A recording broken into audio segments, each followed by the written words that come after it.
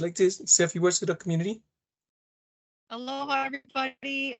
So much to DOT and Hawaiian Telecom for hosting this meeting. I just wanted to provide a few transportation related updates. DOT and the county are working on Pa'akea Road, opening that locked portion of Pa'akea Road and turning it over to the state and possibly the government later. 4 million was allocated by the legislature toward this effort, and mahalo to everyone that's working on this exciting project. So we don't actually have a parallel route for daily use that would take you from the Naval Road all the way out to Mailili, Waianae area and beyond. So there's that. In addition, the legislature allocated funds so that DOT can continue to extend the 5th lane that runs through Nanakuli to take it past Haleakala Avenue and further westbound.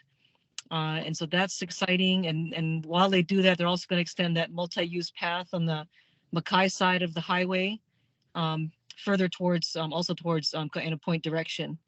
In addition to that, exciting is that DOT is willing to work with DHHL to put speed humps in Princess Kahanu, as many of the residents have urged to happen.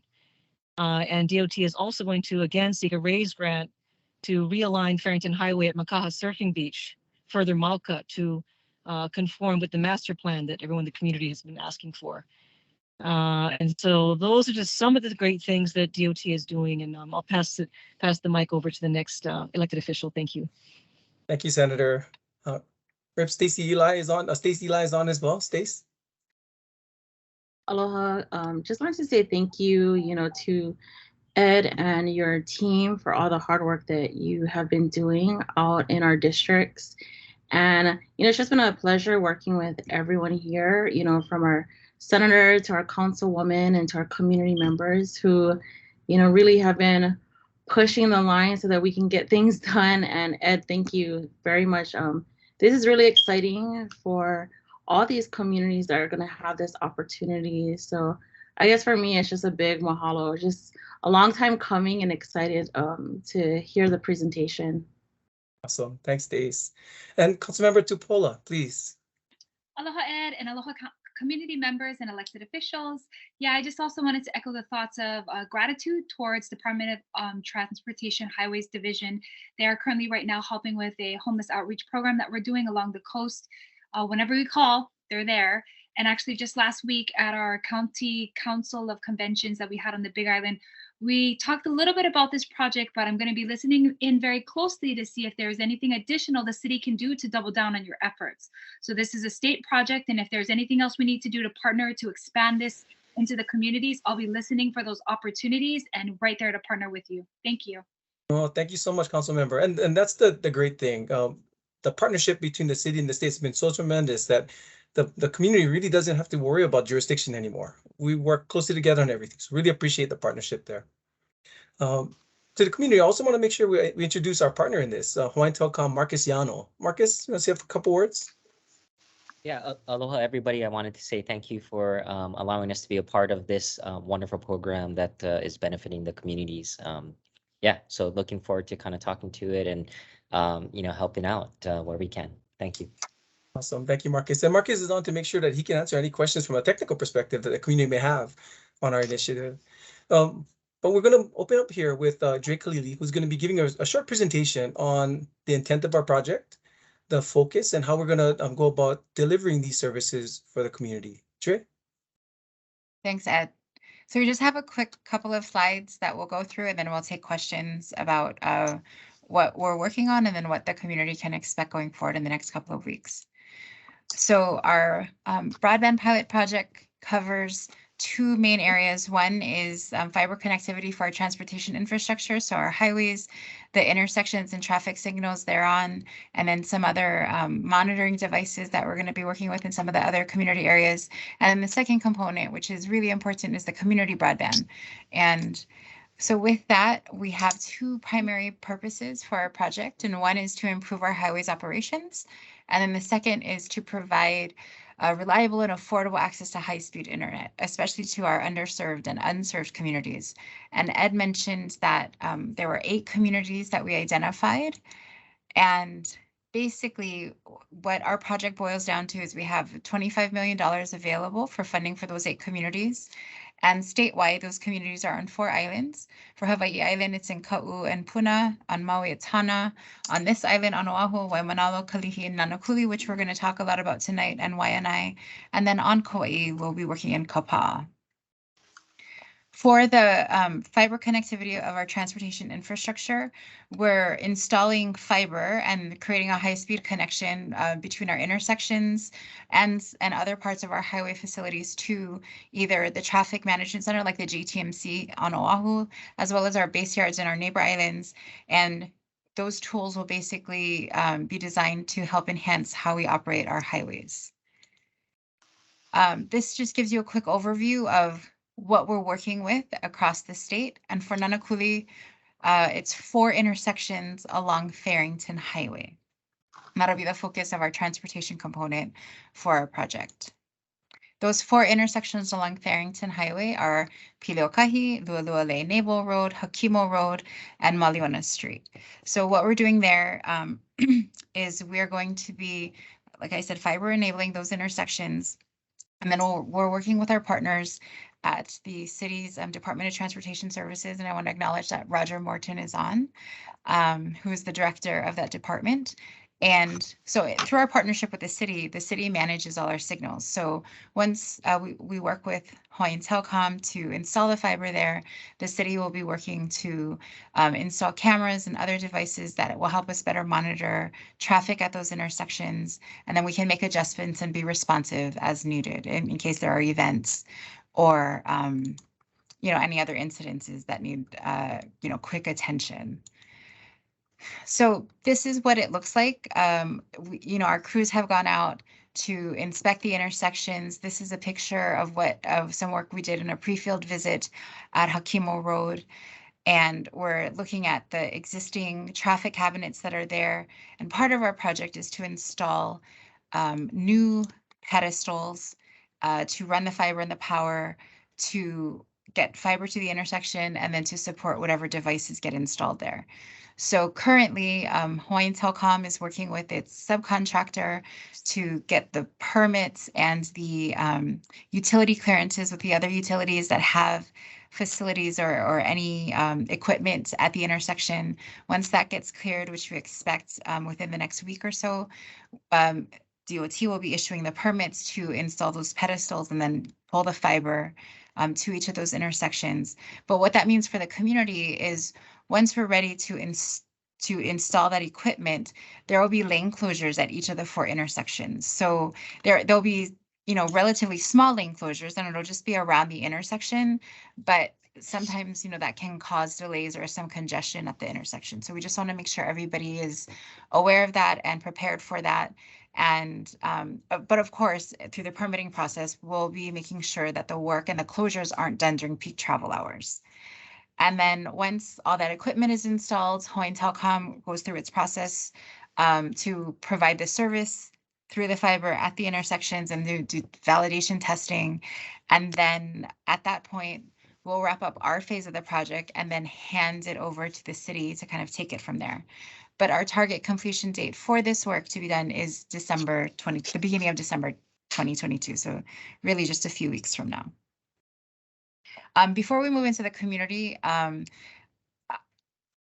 guess we'll take questions at the end, but I just kind of want to wrap up that part of the component before we get into the next part, which is the community broadband piece, which for us is a really exciting part. So through our project, we have those 2 goals about focusing on the transportation piece, but then creating a significant community benefit through our project. So since we've pulled the fiber down Farrington to each of these 4 intersections, we wanted to figure out what do we do to take that fiber that we've put in and make that infrastructure, if you will, available to communities in nearby areas. So we absolutely acknowledge that with the resources that we have, the $25 million for all 8 of those communities, we can't provide service to everyone as much as we would want to. But what we've done is we've tried to figure out how to make the greatest positive impact to the community in Nanakuli, especially around those 4 intersections. And so with this objective in mind of providing free broadband internet to unserved and underserved communities, what we're proposing to do in Nanakuli is pretty exciting. So on the map that you see on the screen, there are 3 areas along Farrington Highway that we're going to be installing fiber, and then that fiber will support a very high speed internet. So it's 300 megabits per second. And a little after this presentation, I'll defer to Hawaiian Telecom to explain to us what that really means. So it'll be a 300 upload and download symmetrical connection. I did a speed test here in the office at DOT. So our high-speed internet is 75 megabits per second. So what we'll be installing in this part of Nanakuli is 300. So almost like 4 times faster than what we have here in our office. So what this means is Hawaiian Telecom will, like I said, install the fiber. And through our project, this installation of fiber gets accelerated. I think otherwise, from what we've understood from Hawaiian Telecom, this fiber and infrastructure would not have been installed in this part of the island until like maybe 2 years from now. So we're using this project to accelerate that fiber build out and then create the benefit to the community. So I think the big part and what we're excited to announce is that Hawaiian DOT at our expense, right, where we're going to fund that fiber build, but we're also going to be paying for the monthly subscription service for those internet accounts, basically, through the remaining duration of our project and our contract term. So that will go through August 2024. So I think that's really exciting news. So just a little more detail about what we're expecting will occur. I've already talked about accelerating that fiber build in Nanakuli. So in that map that we showed, there are about 1,100 households that will be able to benefit and access that high-speed internet. Again, it will be at no cost to those families. It'll be wholly at DOT's expense. And then again, that's through August 2024. After August 2024, a number of things could happen. One option is that our pilot project will terminate, and then those families will have the option to establish like a different kind of account with Hawaiian Tel. Another option is, if the pilot project is successful and there are other funds available, we could extend the pilot project, but that's something that we'll decide much closer to 2024. But for next steps, what the community can expect is they may see Hawaiian Telecom trucks out in the community. They'll be installing the fiber on the poles out there. And once all that work is complete, Hawaiian Telecom will be doing outreach to those households in those areas. And they'll be sending mailers and instructions on what those households would need to do to access that service. And Hawaiian Telecom, who's on the line, can provide a little more detail about how that process will work. There'll also be outreach events in the community to encourage everyone in those areas to sign up. And then again, our target completion for that is the early part of December 2022. And just to call it out, I know the map was a little small, but the areas that are primarily, or the streets that are in those highlighted areas are Helelua Street and Helelua Place, as well as most of that community around Mohihi Street and all the side streets running up from Farrington and along Mohihi, as well as the other part, I think across the bridge along Holopono, Kipahele, Waiolu, Puolelani, La'anui, and Kalewohi. So that's the footprint of our project in the Nanakuli community. And so that was our presentation. And so I guess we're opening for questions, but I wanted to first check in with Ed and then Marcus before we take questions. Yeah, before we go into questions, Marcus, if you can give the community just a feel for what the installation is going to look like for them to enable this the service in that area. Yeah, sure, absolutely, Ed. Thank you so much, Dre, for that. One of the things that we're the most proud of as being a partner in this is really being able to work with the DOT to help close the digital gaps with our underserved areas in our communities. I think this is something that is sorely needed, right? It's become very apparent. And so we're very proud to be a partner in this program. What's very interesting, as Dre mentioned about this, and where Ed touched on a little bit, is the way that we're going about this is really to introduce the technology of going fiber to the premise, which is really taking fiber straight to the home, which is going to build out a future-proof infrastructure, right? And so from a technical perspective, fiber is something that is essentially uncapped or untapped potential, right? So as Dre mentioned, the offer is going to be a 300 megabits per second symmetrical connection, which is typically reserved for like a business, right? As Dre kind of highlighted, in their office, they have 75 megabits, right? And that's a symmetrical feed. And for a long time, that was considered kind of a high speed environment. One of the things that we've seen over the last number of years is really around the fact that there are so many more devices and usage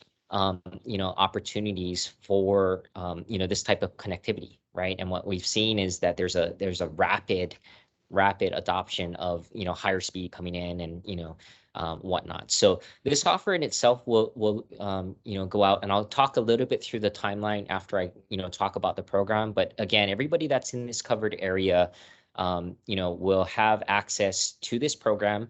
And I'll walk through that process of how you can sign up and get more information and whatnot. But again, it's a 300 meg symmetrical with a Wi-Fi access point in the home that will be available free of charge to the end user, because the DOT has graciously offered to pick up that program fee for roughly the next 18 months or so. So just the timeline of events, as Dre touched on her slide, you may see some trucks coming out into the area. A lot of that is predicated upon us running fiber along Farrington Highway. As Dre mentioned, this is really accelerating our build out to the community by roughly about 2 years, or it's actually a little bit more than that. We probably would have not gotten out to the neighborhood until maybe 26 or maybe a little bit later than that. And so this was an opportunity for us to really extend that footprint and help us to take advantage of some of the opportunities that were out there by enabling the DOT infrastructure first. We were basically providing a backbone, that we're essentially going to go just on the fringe of the community. And so through this partnership, we're able to bring it right back, down and through the main thoroughfares into the communities themselves and start servicing the homes and the families that are out there. So, once the trucks are rolling out there, we're going to build this out. You'll see them around, the main highway. And then as they start to go into the community, you'll see the bucket trucks kind of running the fiber along, the poles, and it'll be an aerial fiber. We anticipate somewhere around the beginning of November, the first week of November or so, that we'll have a pretty good idea of how far along we are, and that we're going to reach out to the community through a mailer out to the addresses that are available, just saying, hey, you probably saw us, this is what's coming, just kind of sharing with them what the program looks like, how they can get more information, where they can go onto that. It's going to recommend that they contact us to get more details and whatnot. If they do have internet access today, however they do that, they can go to a website to go ahead and basically put in their address, start to see if they qualify in that, and then start thinking about some of those things. Right now, we're targeting December 1st, so 12/1, as basically the go live date of when the community can actually sign up for the service, right? So they'll have a web portal that they'll go in and they'll go ahead and put in their address, basically to make sure they qualify. If they do, that will take them to essentially very much like an e-commerce page today, right? Where you put in your information, you go ahead and put in your address, we confirm on the back end that that address is available. And then they basically sign up for the service and, accept the terms, whatever those, obviously we'll work through that with the DOT and the state of Hawaii, right? We need to make sure that all of the legal terms are there, that we're adhering to all of the contract, rules and whatnot. And then once that's all processed, then typically right now, Hawaiian Telecom sends a technician out to a home within 1 to 3 business days, right? Obviously we're hopeful that if all 1,100 homes or so, sign up on that day, that, those dates are obviously, may take a little bit longer. But our intention is that, as much as possible to get everybody that signs up onto this program by the end of the year to have their service installed and turned up and able to utilize that. So we're really, really excited, right? And so, along those lines, on the 1st, we'll actually do a community outreach again. There'll be another touch roughly about 2 weeks after that, and then 4 weeks, right around the holidays. But we do know that December, right, obviously tends to be the holidays. People are kind of very busy and preoccupied with those things. So we do want to kind of make sure that we're out there and we're present. We'll have what we call our fiber driver, which is, you guys may have seen that driving around town, which is our graphic van. We'll get out there and we'll spend some time in the community again, just to kind of share about the program itself. Hopefully, if we're able to help walk people through, sign up at that, we're trying to see if we can get some devices out there, connect up to, LTE or whatever that is, mobile Wi-Fi, to try to sign them up right on the spot kind of thing. So we're still working out all of the formal details of, where this goes, but that's the rough tentative timeline of where it looks like. And again, right now the key date is really looking at 12/1 of when this program is set to go live. And, by all accounts, we're tracking to that date. So happy to answer any questions that anybody might have about the program itself. Awesome. Thank you so much. Really appreciate it, Marcus. With that, we're open up for questions. So I'd love to open it up to the legislators first. Unless they have no questions, then we go to the community. Yes, Andrea, please. You better believe I got some questions. That sounds so awesome. Okay, so some of them might be for Marcus, but I don't know if Director Morton is willing to answer some of these because some of them are city stoplight questions. So first question was, are these stoplights, the 4 that you guys mentioned right here, going to be connected into being able to control the stoplights from the traffic management center? Previously at the city, we had talked about Nanakuli, Haleakala, and Helelua, but the 2 that we never talked about was Maliona and Piliokahi. So are those 2 also going to be controlled from the traffic center in the event that we have traffic and they're able to control it from the cameras? Yes. So absolutely. The whole intent is to make sure that we connect up more of the signals to remote management. That's the big goal. Right now, the state has RFP that's out, and we're converting all of the state system signals to adaptive signal technology. It's going to be connected to make sure that all signals can be remotely controlled, but they're also going to be smart signals. They're taking in information from sensors to ensure that they can recommend the adjustments to the signal timing that we need. At this time, we have dumb signals. We get base timing and we get peak timing. We want to make sure that we have signals that can adapt to the needs of the community, and that's what's going to happen in the next 2 years, starting off when we move. But the whole goal is to make sure that we connect up all signals back to the traffic management center. Yeah, that'd be great. And just for anyone who didn't know, they used to have to open the box and kind of adjust it. And so Tai Fukumitsu, them at the city, they do great work, but adaptive responsive signals would be much better. The next question I have is, should all the homes in that area cancel whatever internet service they have already? So it's going to be up to them. If I were them, I would, because we're going to be paying for that access during that time frame, because that's part of the contract that we have with Hawaiian Telcom. The benefit to the program, we advanced the fiber bill, definitely. And that fiber is now in place. So in the future, say we didn't do this project, any homeowner in the future who wanted to get service in that area would have to pay a part of a build cost. Now that the service is provided or the fiber is in that area, that build cost is gone. That access to those services are there for the high-speed service, and not just through Hawaiian Telcom. I love those guys; they're really good people. But the reason that we worked with them is because they're required to allow access to any telecom provider in that area. So when we build this infrastructure, it's not just for Hawaiian Telcom; it's for anybody, any service provider who wants to go into that area. Nice. Next question. There are also businesses and 2 elementary schools in that area where you're talking about. Are they also going to be able to connect, as we've only talked about households? So everybody in that community is going to be connected, and we can confirm. So if you can give us the addresses to those, we can confirm that whether they'll get access or not. Okay. Okay, perfect. Last question. If and when possible, can we please work off the highway when peak traffic in the morning is going to town, no stopping traffic, and traffic coming in the afternoon, no stopping there? I'm sure you know these things, Marcus, but I am like prime #1 caller of like, who's blocking traffic the wrong way? So we absolutely want this to happen, but you know how it is. It's like one way in, one way out. So we just got to kind of, as we move through the holidays, make sure that we're timing it correctly. Thank you. I know you guys already know this. I just had to verbally say it. Thank you, Ed. Thank you, everyone. Thank you, Andrea. And then again, if there is any issues, please call. Let us know so we can take care of it. Thank you. Stay, Smiley, you have questions? I don't have any questions. No Awesome. questions. Yeah, no questions for me. Just very excited for the community. This is so awesome. Thank you guys. No, appreciate it. Happy to be able to work with you. Anybody from the community have questions? And there was a question in the chat about the security offered right in each home. And so I wanted to maybe like take a stab at the answer and then maybe ask Marcus to chime in. So I think we're going to treat these as any residential consumer would treat the internet. So it'd be up to the consumer, right, to figure out what kind of safeguards that they would want to install, whether they're, they subscribe separately to, some kind of filter or other security program. And so, through this program, right, we're not providing any additional security. And Marcus, I don't know if you wanted to add anything to that.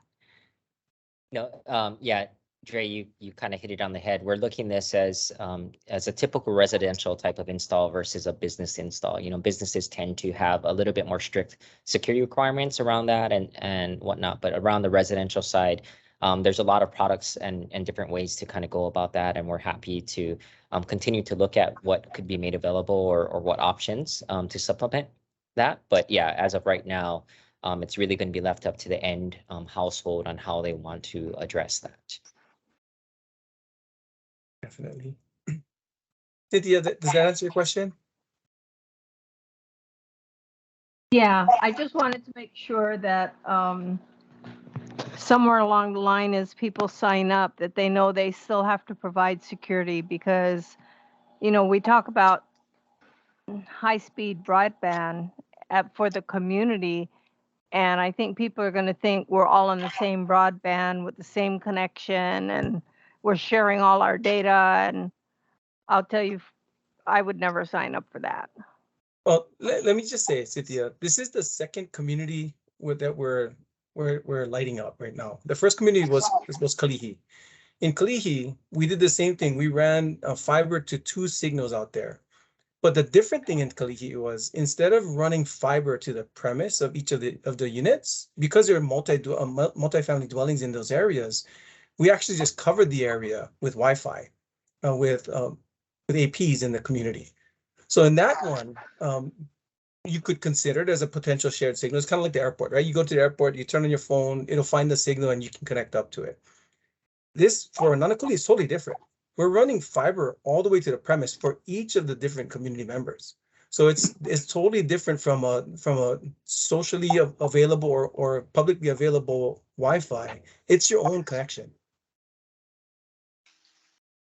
Yeah, no, and if I can add on to that, Cynthia, that's a great point. We'll make sure that on the website, as we're listing some of the frequently asked questions, that we highlight this, that it is an individual connection, that each household is basically terminated on its own, and so there is no shared data pipes, right, for between your household and your neighbors.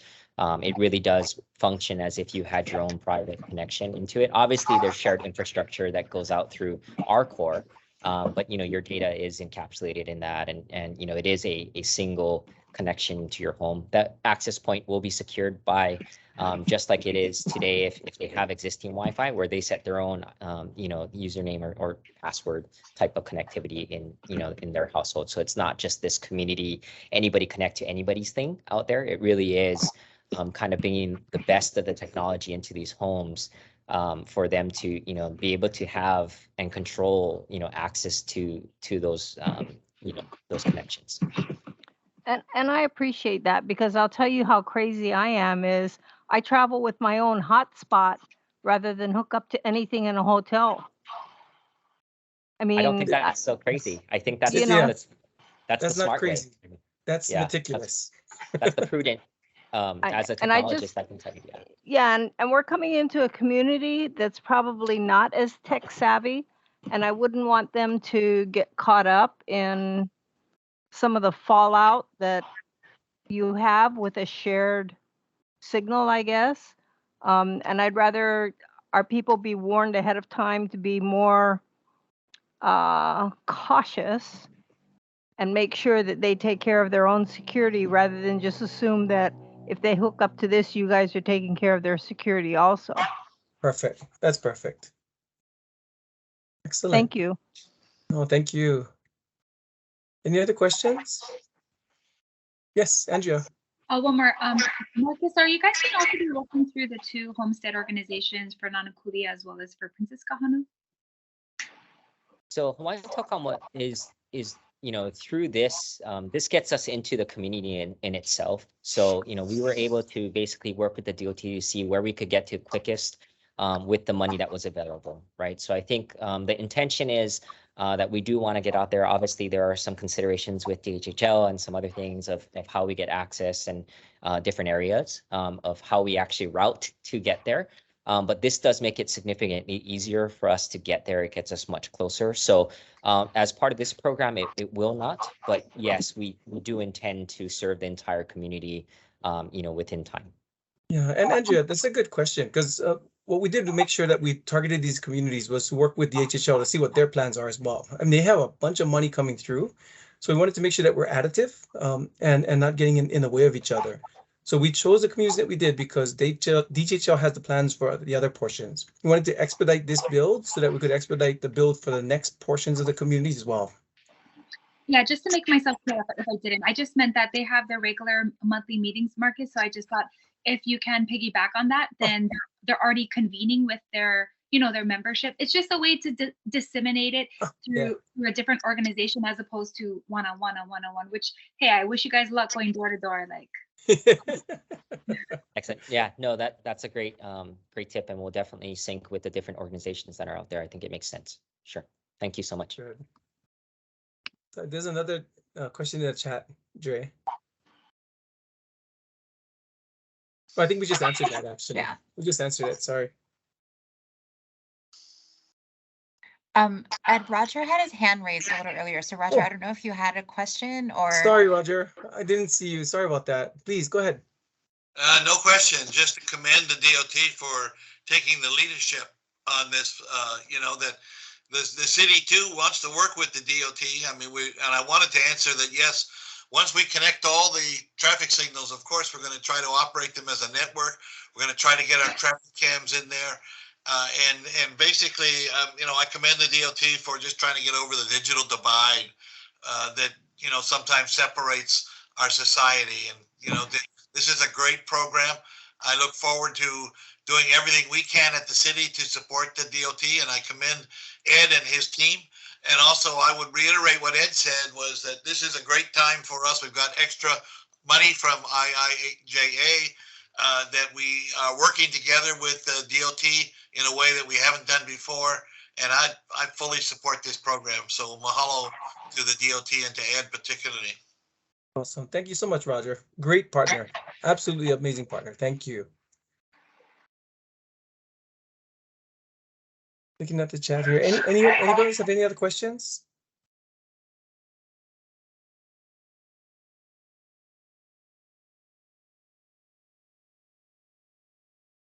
I don't see any. Sorry, Make please. another announcement if possible. Sorry. Just wanted to add in that I forgot to say at the beginning that DOT is also working on improving the sidewalks at Nanakuli. Yeah.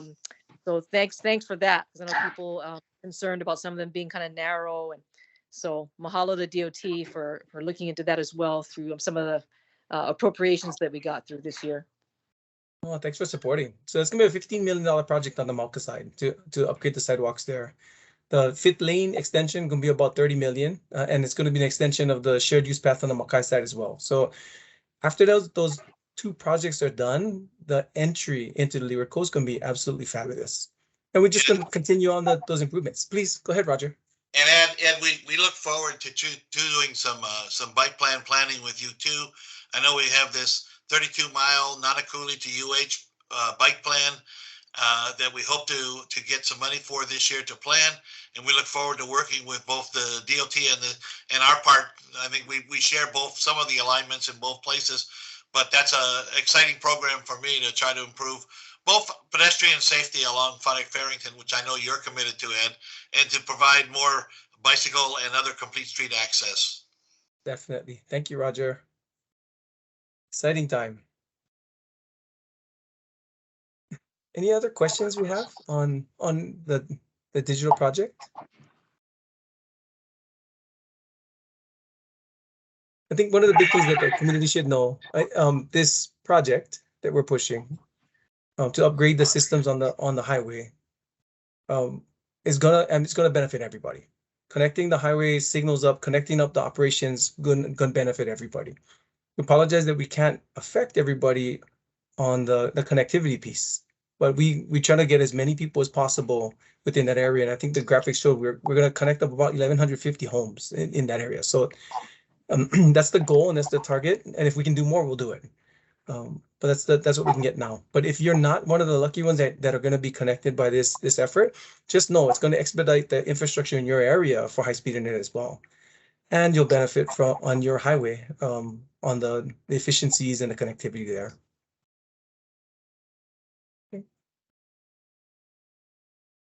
I don't have a wanted to add thank you guys again. Very exciting project, and just love seeing that, you know, the state, city, and area legislators can collaborate and come together on projects like this. I think this is very exciting for the rest of the state to see happening, and definitely happy for the communities that these projects are going to affect. So thank you, Ed. Thank you to your team. This is awesome. Thank you, Stace. Really appreciate working with you. Thanks for all the support. Awesome. Well, if there's no other questions, what we're going to do is post this video on our website. We'll post the presentation as well. If please refer your community members to it. Just go to Hawaii DOT, Google that, go to presentations, community presentations, and this will be there. Refer your friends, your neighbors to it. If anybody has any questions, comments, concerns, they can always contact us. And right on our pages, we'll have all the contact information where they can send in any questions, comments, concerns that they may have.